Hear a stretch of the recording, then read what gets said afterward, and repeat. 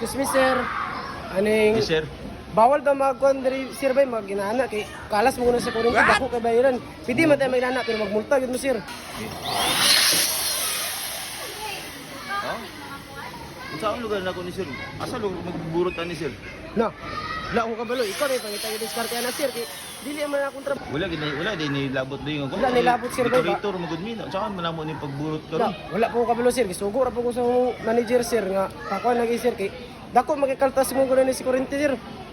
Oh. Oh. Asa lugar mi magburot ni sir? Saan man mo ni pagburot sir? No, di na ko na problema sir kay inyo man ang trabaho, gisugo ra pud ko. Ano ko labot diya oh. Lo.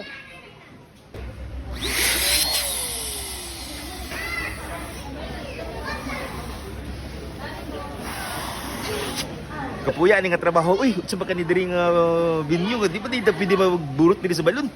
Ato ni man naman ano. Kapoy kayo dagan lagi akong naburot to.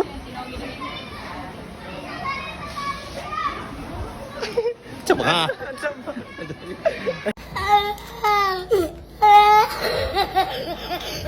What?